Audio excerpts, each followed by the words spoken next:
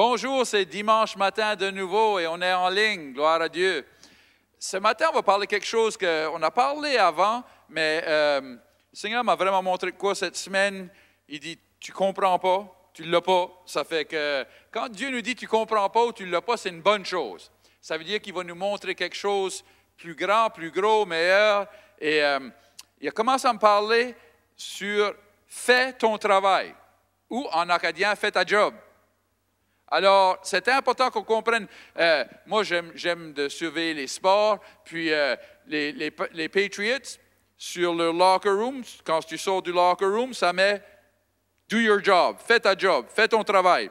Puis, si tu surveilles, des fois, quelque chose va arriver, puis là, Tom Brady, bouffe, ils vont tomber sur lui, puis là, tu le vois, il se lève debout, puis la première chose, il donne les yeux à sa ligne. Ça veut dire... vous n'avez pas fait votre job. Puis il a le droit de faire ça parce que c'est leur job de faire ça, de protéger leur quarterback. Ça fait c'est important qu'on fasse notre job parce que des fois, si on ne fait pas ce qu'on est appelé à faire, ça fait quelqu'un d'autre et eux, ils ne peuvent pas faire leur job parce que nous, on ne fait pas notre job. Parce qu'on est un corps. Et on va voir ça ce matin, on est le corps de Christ. Et en soyant le corps, chaque partie du corps doit faire sa job. Puis, ma main n'est pas appelée à faire ce que mes pieds font. Mes pieds m'amènent partout. Je peux marcher sur mes mains. J'ai vu des gars qui marchent sur leurs mains. C'est une manière de drôle. Puis, ça ne marche pas pareil. Mais, tu peux marcher sur tes mains. Mais vraiment, tes mains ne sont pas appelées à te supporter.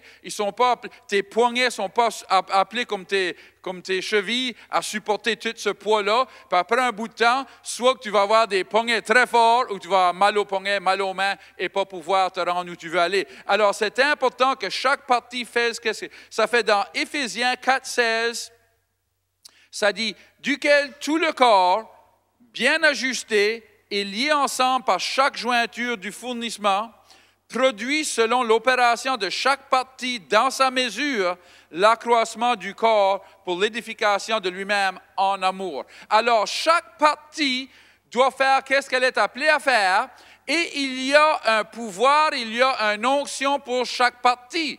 C'est comme mes doigts. Pour qu'ils peuvent faire ce qu'ils sont appelés à faire, il faut qu'il y ait du sang puis de l'oxygène qui va à mon doigt, puis ça donne la vie à mon doigt qu'ils peuvent faire ce qu'ils sont appelés à faire. S'il n'y a pas de sang puis pas d'oxygène qui va à mon doigt pour un bout de temps, après un bout de temps, mon doigt devient mort et il ne peut pas faire ce qu'il est supposé de faire. C'est la même chose avec le corps. On doit avoir le sang de Jésus et l'onction du Saint-Esprit pour faire ce qu'on est appelé à faire. Et le moment qu'on n'a pas la puissance de Dieu et la force de Dieu en nous et au travers de nous, on ne peut pas faire ce qu'on est appelé à faire. Ça fait que ça dit que chaque partie du corps a une puissance, a quelque chose qui est... Je cherche le mot que ça dit ici. Là, ça dit... chaque jointure du fond... Opération dans sa mesure. Dans sa mesure. Dans la Bible anglaise ou dans la Bible amplifiée, ça dit avec le pouvoir adapté pour la personne ou pour la partie du corps de faire ce qu'ils sont appelés à faire. C'est sûr qu'il y a des différentes parties de notre corps qui ont besoin de plus de sang, moins de sang, plus d'oxygène, moins d'oxygène.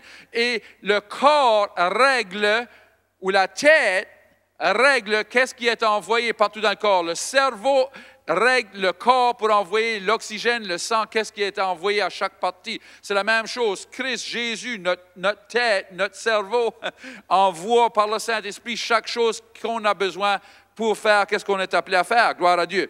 Et on a tous un travail à faire. On a tous quelque chose à faire. Mais la deuxième chose que le Seigneur a commencé à me montrer, il dit, pour quelque raison vous pensez que le corps ou l'Église, c'est seulement le dimanche dans la bâtisse que ça opère. Mais il dit vraiment, c'est pervers ça. Il dit vraiment, c'est lundi que tu es appelé à faire ta job. C'est le mardi que le dimanche, on vient ensemble pour être énergisé, on vient ensemble pour être sanctifié, on vient ensemble pour être encouragé, on vient ensemble pour faire ces choses-là. Mais dimanche, c'est pas là qu'on est supposé travailler. C'est lundi au vendredi, lundi au samedi qu'on est supposé travailler à gagner des âmes. Le dimanche, c'est là qu'on vient ensemble, on se réjouit, on s'encourage. Et c'est sûr qu'on a des jobs des fois à faire le dimanche. Il y en a qui sont sur le média. Moi, je suis appelé à prêcher. Il y en a d'autres qui sont appelés à être usher, il y en a d'autres qui sont appelés à être dans l'école du dimanche, mais ce n'est pas ça la job. La job, c'est de gagner des âmes. La job, c'est en dehors des portes. Dimanche, c'est pas dur le dimanche. Ah, je le sais, des fois, tu sais là, ça peut sembler difficile. Des fois, il peut y avoir de quoi de la média qui ne va pas ou quelque chose. Mais ce n'est pas la job comme aller en dehors de ces portes, puis marcher dans la moque, marcher dans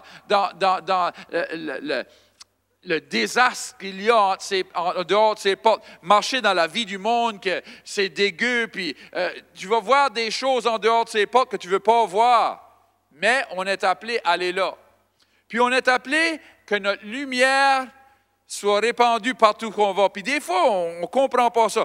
Une chose qui vraiment, ça m'agace, c'est quand je vais à un restaurant, puis que la serveuse ou le serviteur me disent « Ah, là, l'Église va venir avant longtemps, puis là, c'est les pires à donner des tips, puis c'est les pires à niaiser, puis à avoir toutes sortes de complaints, puis des affaires de même. » Puis je use des mots anglais, but it's all right. Suivez-moi.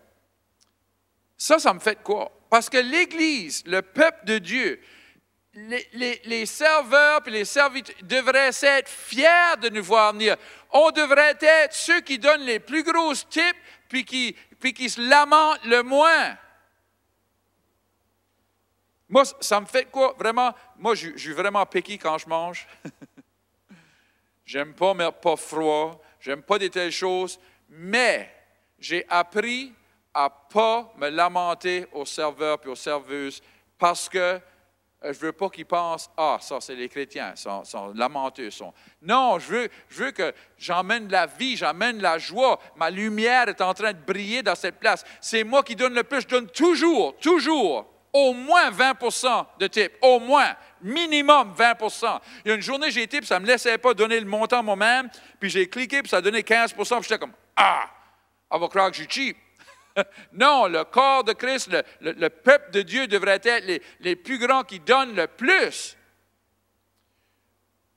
Jésus donnait.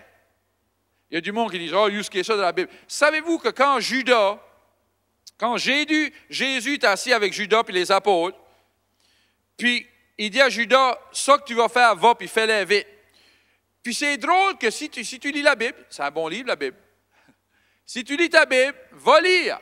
Puis ça dit que les apôtres, quand ce qu'il a dit à Judas, va, puis ça que tu vas faire, fais-le vite, tous les apôtres pensaient que Jésus lui avait dit d'aller donner des aumônes, d'aller donner de l'argent aux pauvres. Mais pourquoi que c'est ça la première chose qu'ils pensaient qu'il avait dit? C'est sûrement parce qu'ils faisaient ça souvent.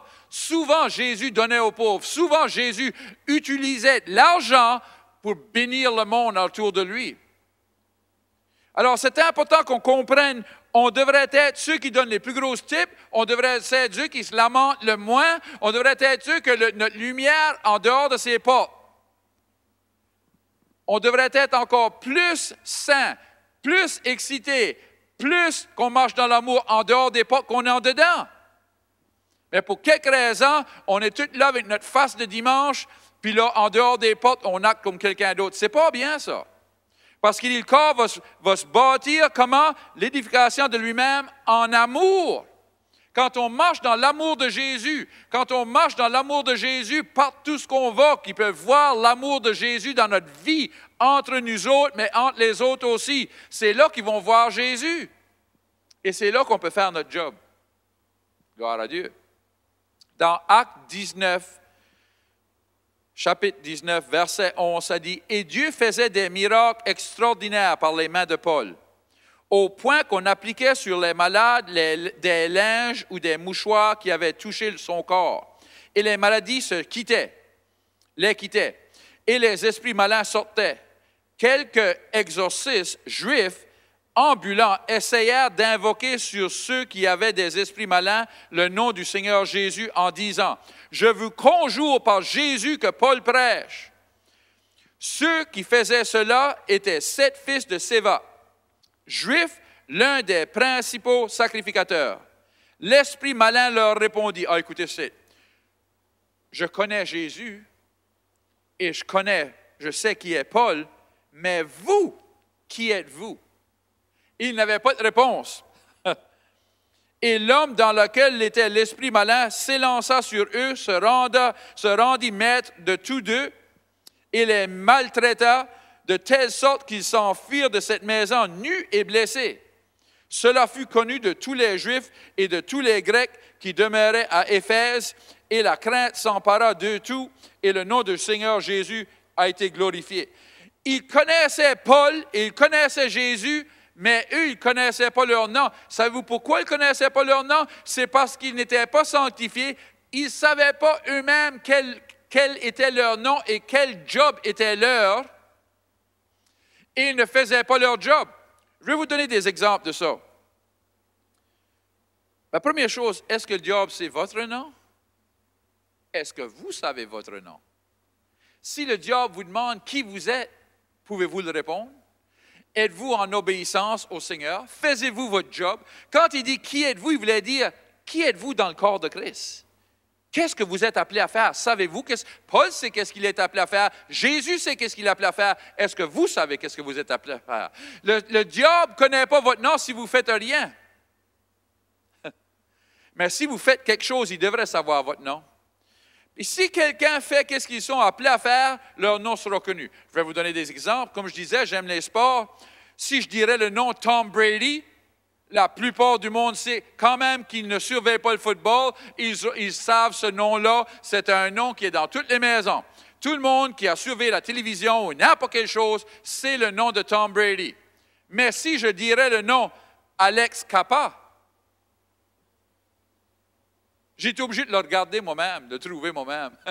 Mais il est sur la même équipe que Tom Brady, avec les Buccaneers. Je vais vous donner un autre nom. On est Canadiens ici, et Sidney Crosby. Presque tout le monde sait qui Sidney Crosby. Même si vous ne surveillez pas le hockey, vous savez qui Sidney Crosby est. Il vient du coin d'Halifax. C'est un Canadien, c'est un joueur de hockey. Il est un professionnel. Mais si je vous dirais le nom Mike Matheson, c'est qui ça? Mais c'est un défenseur pour la même équipe que Crosby. Qu'est-ce que la différence? Qu'un, on sait tout son nom, puis l'autre, on ne le sait pas.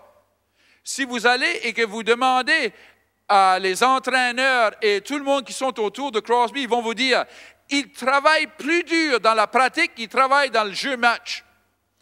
Il s'en va l'été, il ne passe pas l'été à se baigner, il est dans l'eau avec son stick de hockey qui shoot dans l'eau, sous l'eau pour bâtir ses muscles. Si vous parlez aux coéquipiers de Tom Brady, ils vont dire, il ne nous parle pas pour des heures de temps, il est caché quelque part dans une chambre en train d'étudier tout le livre de toutes les routes qu'on doit courir et toutes ces choses. Il sait par cœur. C'est pour ça qu'ils sont professionnels, parce qu'ils ont mis du temps à bâtir qu'est-ce qu'ils sont appelés à faire. Ils savent leur job, ils savent qu'est-ce qu'ils sont. C'est pour ça que Tom Brady, quand il se fait foncer dessus, qu'il regarde ceux qui sont sur la ligne, puis leur dit, fais ta job. Tu le vois, il les garde avec des yeux. Je ne voudrais pas être gardé avec ces yeux-là. C'est comme si ça passe à travers de toi. Parce qu'il dit, moi j'ai fait ma job. Toi, fais ta job. Mais parce que toi, tu n'as pas fait ta job, moi, ma job devient plus dure. C'est comme si nos mains sont obligées de marcher. Bien, ils vont dire à nos pieds, tu fais mieux de faire ta job parce que moi, je ne suis pas appelé à faire le corps marcher. C'est la même chose. On est tous appelés à faire quelque chose en dehors de ces portes. Et on en a parlé l'autre semaine. Moi, je n'ai pas le même cercle d'influence que vous autres. Alors, je ne suis pas appelé à amener l'Évangile à quelqu'un que je ne connais pas. Mais vous êtes appelé à amener l'Évangile à quelqu'un que vous connaissez. Et si vous n'amenez pas l'Évangile à cette personne-là, le corps ne va pas marcher comme qu'il est supposé et cette personne-là ne viendra jamais au Seigneur. Alors, c'est important qu'on fasse chacun. Il dit, chacun doit faire sa job. Chacun doit faire sa partie.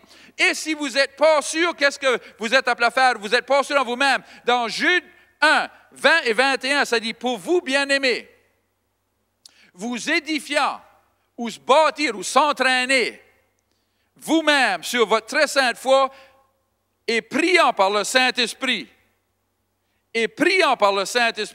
maintenant, vous, dans l'amour de Dieu, en attendant la miséricorde de notre Seigneur Jésus-Christ pour la vie éternelle. Alors, on s'entraîne en priant dans le Saint-Esprit. Quand vous priez dans le Saint-Esprit, Paul, vous regardez Paul, hey, le diable connaissait notre Paul. Ben, allez lire dans les évangiles à propos de Paul. Paul dit, je prie plus dans le Saint-Esprit que toutes vous autres ensemble. Et il savait qui il était. Et il était fort dans son appel. Alors, c'est important que chaque chance qu'on a, qu'on prie dans le Saint-Esprit, qu'on prie en langue, gloire à Dieu, qu'on se bâtisse en priant en langue. Je vous dis, quand je prie en langue pour des grands bouts de temps, les dons du Saint-Esprit et les dons que Dieu a mis en moi viennent en premier et je peux opérer à une meilleure efficacité que quand je suis en moi-même. Alors, c'est important qu'on comprenne ces choses, qu'on a de quoi faire, on doit se préparer. Vous savez, dimanche matin, je prêche 20 minutes, 25 minutes, mais je prie probablement 10, 15 heures avant de prêcher 20 minutes. Je pense que c'était Catherine Kuhlman qui disait, il y en a, ils prient 20 minutes, puis ils prêchent 1 heure, puis il n'y a pas de pouvoir. Puis il y en a d'autres qui prient pour 10 heures, mais ils prêchent pour 20 minutes, et les yeux sont ouverts, et les jambes grandissent, et les oreilles sont mises en place. Pourquoi? Parce qu'ils ont bâti leur foi, ils se sont bâtis en priant dans le Saint-Esprit et les dons de l'Esprit peuvent opérer à travers d'eux. C'est ça le jus, c'est ça le sang, c'est ça l'oxygène qui vient au doigt pour que le doigt puisse faire ça. C'est le Saint-Esprit qui vient en nous qu'on peut faire qu'est-ce qu'on est appelé à faire. Gloire à Dieu. Je veux vous encourager. Si vous n'êtes pas rempli du Saint-Esprit, venez ici dimanche pour on priera pour vous autres. Si vous n'êtes pas dans la région, trouvez une église qui croit dans les langues, puis allez là, puis faites-les, imposez les mains, vous serez baptisés du Saint-Esprit. C'est très important. Est-ce qu'on peut aller au ciel sans voir le baptême du Saint-Esprit? Oui. Mais est-ce qu'on peut emmener d'autres au ciel? C'est bien plus dur sans le baptême du Saint-Esprit. C'est très important qu'on soit rempli de l'Esprit Saint. Gloire à Dieu. Bien, on va vous donner la chance. Peut-être que vous disiez, moi, je ne sais même pas qui est le Saint-Esprit, je n'ai jamais donné ma vie à Jésus, je n'ai jamais rien fait de même. On veut vous donner cette chance ce matin. Dans Romains 10, 9 et 10, ça dit que si vous croyez que Jésus est mort, puis qu'il est ressuscité des morts, puis vous le confessez de votre bouche comme votre sauveur, vous serez sauvés. Alors ce matin, si vous n'avez jamais confessé Jésus comme votre sauveur, on veut vous donner cette opportunité. Je veux prier avec vous autres. Seigneur, pardonne-moi de mes péchés. Pardonne-moi de mon passé. Donne-moi une vie nouvelle. Lave-moi dans le sang de Jésus. De ce jour ici jusqu'à l'éternité, je vais te suivre dans le nom de Jésus. Amen. Vous avez prié cette prière. On est excités. On veut vous rencontrer. Si vous êtes dans la région de Moncton, venez nous voir dimanche matin. On est ici à 10h30. Si vous êtes dans une autre province ou dans un autre pays même, trouvez une bonne église qui croit dans les dons de l'Esprit et allez à l'église dimanche. Que Dieu vous bénisse.